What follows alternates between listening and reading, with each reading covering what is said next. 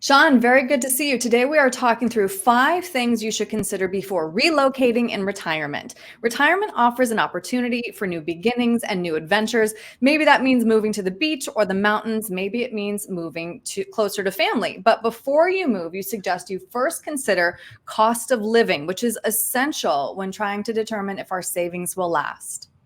Absolutely, Erin. The cost of living is really the key to where you're going to end up.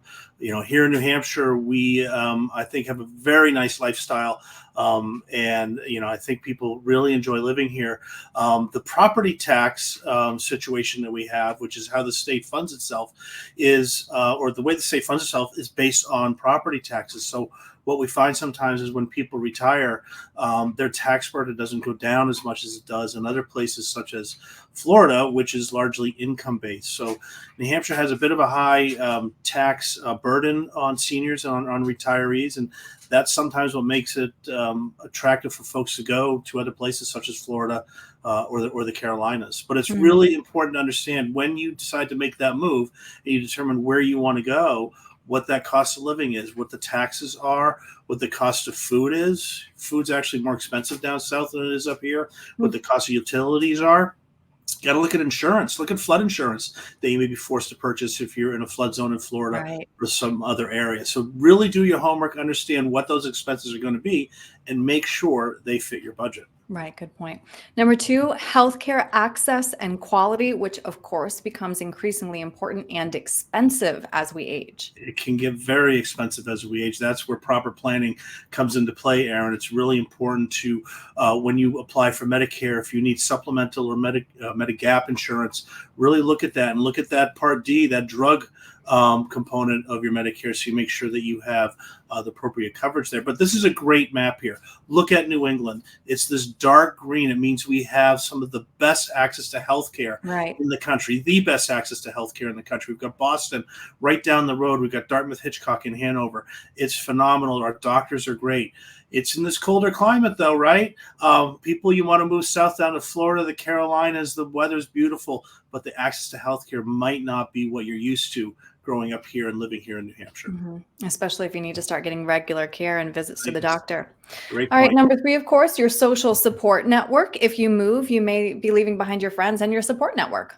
You do. Oftentimes we see folks that move to Florida because their friends have moved there, but many times it's just because I'm done with the snow and I want to get some warmer weather.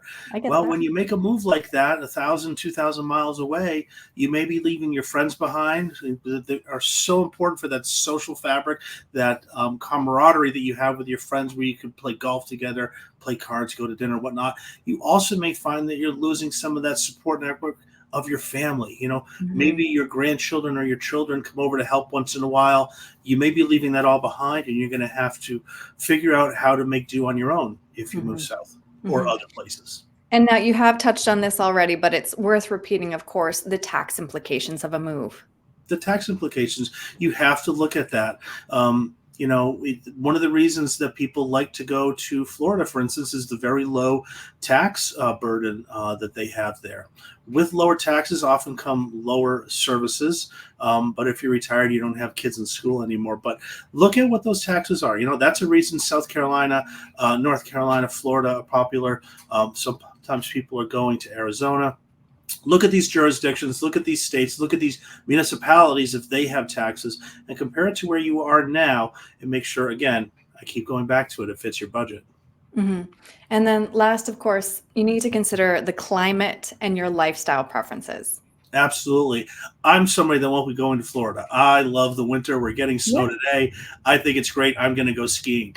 Other people are sick and tired of it. They want better weather. They want to have less snow, less cold. But watch out where you go. You're going to have no snow in Florida, but you're going to have hurricanes. You may have tornadoes. You may have other extreme weather events. So it's important to look at where you want to be and make sure that you can be okay with that climate. In Florida, you're going to have high heat and high humidity. If you go out west to Arizona, you're going to have the heat, but you're also going to have no humidity. You may have different allergies. Look into these areas and make sure that they're suitable for your situation. I love, Sean, that you're always thinking of the whole picture when it comes to retirement. If somebody wants to talk through relocating with you, what's the best way to reach you? Go to our website, daviswealthmgmt.com. I've got a lot of great information there. If you want to schedule time with me, you click on Connect with an Advisor. You're going to be able to access my calendar directly. Of course, if you want to give us a call, that's always welcomed. 603-715-2335. Great. Sean, thank you. Thanks, Erin.